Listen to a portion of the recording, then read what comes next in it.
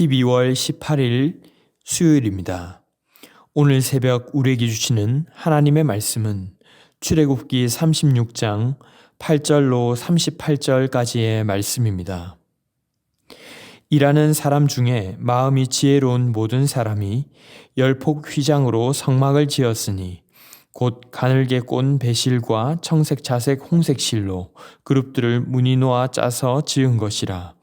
매 폭의 길이는 28규빗, 너비는 4규빗으로 각 폭의 장단을 같게 하여 그 5폭을 서로 연결하며 또 그 5폭을 서로 연결하고 연결할 끝폭 가에 청색 고를 만들며 다른 연결할 끝폭 가에도 고를 만들되 그 연결할 한 폭에 고리 50개를 달고 다른 연결할 한 폭의 가에도 고리 50개를 달아 그 고들이 서로 대하게 하고 금 갈고리 50개를 만들어 그 갈고리로 두 휘장을 연결하여 한 막을 이루었더라.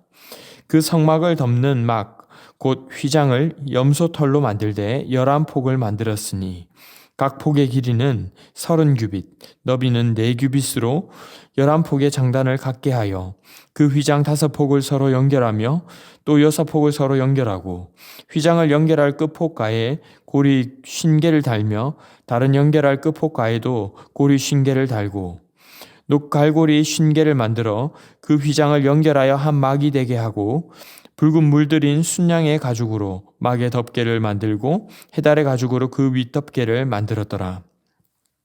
그가 또 조각목으로 성막에 세울 널판들을 만들었으니 각 판의 길이는 10규빗, 너비는 1규빗 반이며 각 판에 2촉이 있어 서로 연결하게 하였으니 성막의 모든 판이 그러하며 성막을 위하여 널판을 만들었으되 나무로는 남쪽에 널판이 20개라. 그 20개 널판 밑에 은받침 40개를 만들었으되 곧 이 널판 밑에도 2받침이 그 2촉을 받게 하였고 저 널판 밑에도 2받침이 그 2촉을 받게 하였으며 성막 다른 쪽 곧 북쪽을 위하여도 널판 20개를 만들고 또 은받침 40개를 만들었으니 곧 이 판 밑에도 받침이 2이요 저 판 밑에도 받침이 2이며 장막 뒤 서쪽을 위하여는 널판 6개를 만들었고 장막 뒤 두 모퉁이 편을 위하여는 널판 2개를 만들되 아래에서부터 위까지 각기 2겹 두께로 하여 윗꼬리에 이르게 하고 두 모퉁이 쪽을 다 그리하며 그 널판은 8개요 그 받침은 은받침 16개라. 각 널판 밑에 2개씩 이었더라. 그가 또 조각목으로 띠를 만들었으니 곧 성막 이쪽 널판을 위하여 5개요 성막 저쪽 널판을 위하여 5개요 성막 뒤 곧 서쪽 널판을 위하여 5개며 그 중간 띠를 만들되 널판 중간 이 끝에서 저 끝에 미치게 하였으며 그 널판들을 금으로 싸고 그 널판에 띠를 꿰 금고리를 만들고 그 띠도 금으로 쌌더라. 그가 또 청색, 자색, 홍색 실과 가늘게 꼰 배실로 휘장을 짜고 그 위에 그룹들을 정교하게 수놓고 조각목으로 4기둥을 만들어 금으로 쌌으며 그 갈고리는 금으로 기둥에 4받침은 은으로 부어 만들었으며 청색, 자색, 홍색 실과 가늘게 꼰 배실로 수놓아 장막 문을 위하여 휘장을 만들고 휘장문의 기둥 5과 그 갈고리를 만들고 기둥머리와 그 기름대를 금으로 쌌으며 그 5받침은 노시였더라. 아멘. 계속해서 우리는 성막의 제작 과정을 살펴보고 있습니다. 특별히 어제의 본문에서는 브살렐과 오홀리압을 비롯하여 마음이 지혜로운 자들이 자원하는 심령으로 또 자원하는 예물을 통해 성막이 지어졌던 모습을 살펴보았습니다. 얼마나 극진했던지 성막을 짓는 자들이 이를 중지해야 할 정도로 더 이상 예물을 가져오지 말라고 했을 정도로 넉넉하고도 남음이 있을 정도로 자발적 열정적으로 순종했던 것이죠.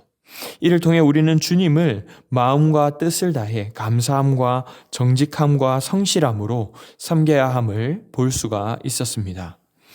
이어지는 오늘 본문에서는 이제부터 구체적인 성막의 건축 과정을 보여주고 있습니다. 8절로 19절까지는 먼저 26장에 말씀하신 대로 휘장을 만드는데 10폭의 휘장으로 지어졌다고 합니다. 이 휘장은 4가지 색깔의 실로 꼬아 만든 천인데 한 폭당 28규빗, 약 14m 정도, 너비는 4규빗 약 2m 정도가 됩니다. 이것을 각각 5폭씩 연결시키고 끝에 금고리 50개를 달아서 연결하라는 것이죠.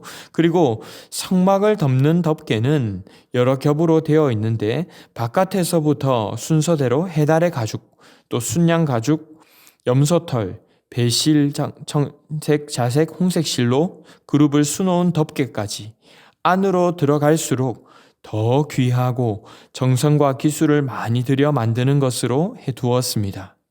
이것은 무슨 뜻인가 하면 하나님의 임재가 더 깊어질수록 더 아름답고 더 영광스러움을 의미하는 것입니다.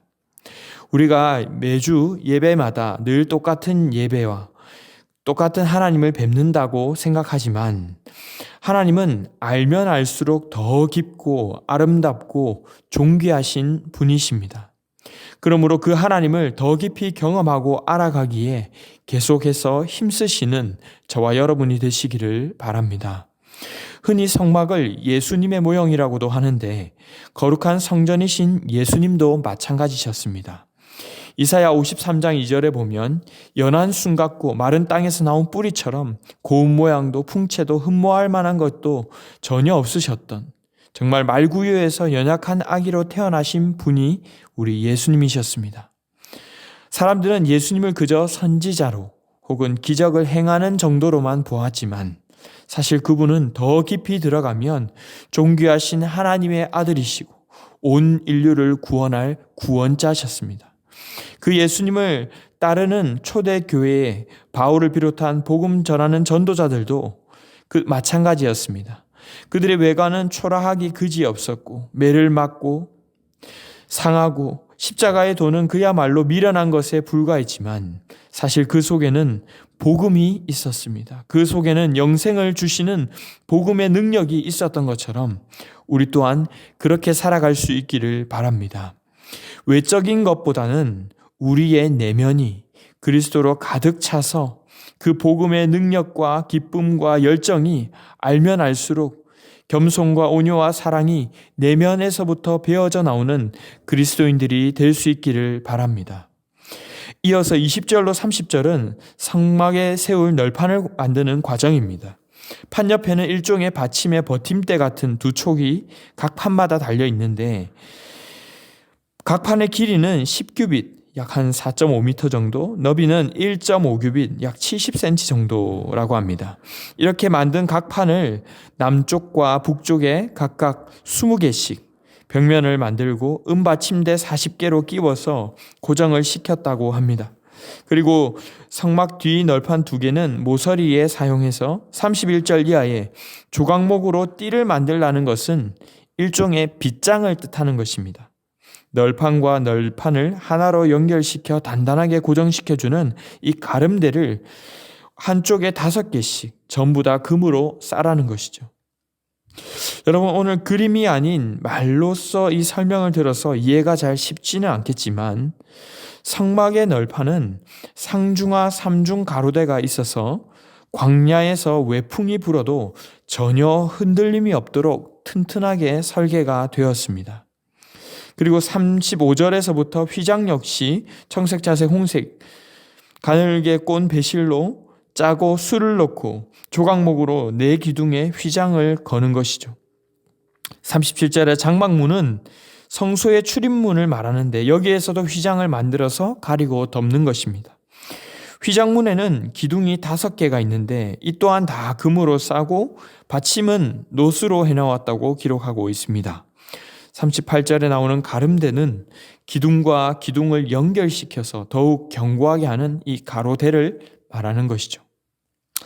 성도 여러분, 오늘 말씀은 우리에게 무엇을 말씀하십니까? 먼저는 더 깊은 주님의 임재를 갈망할 수 있기를 바랍니다.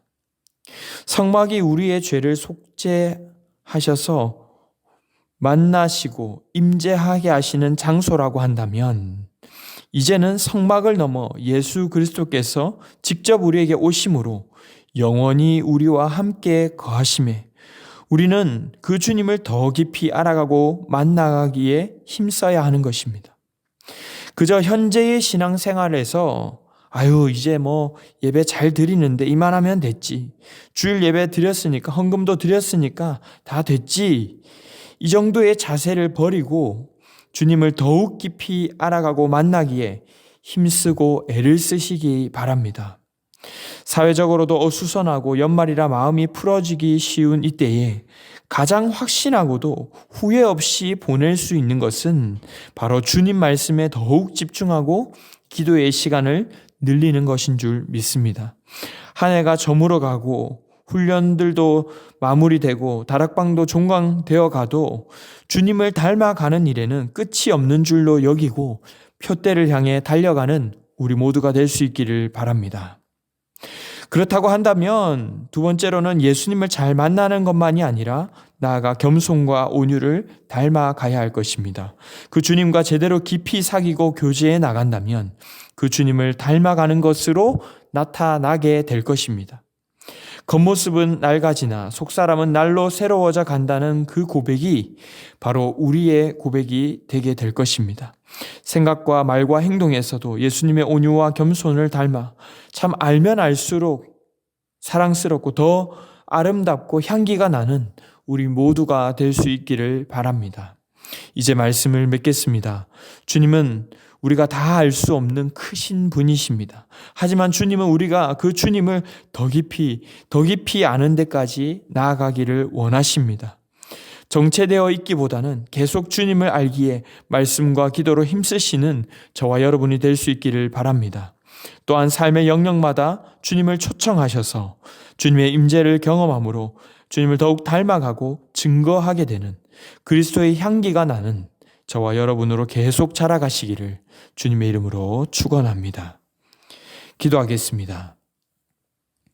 사랑과 은혜가 풍성하신 주님, 우리와 함께 거하기를 원하셔서 우리와 같은 사람이 되신 그 주님의 사랑을 찬양합니다.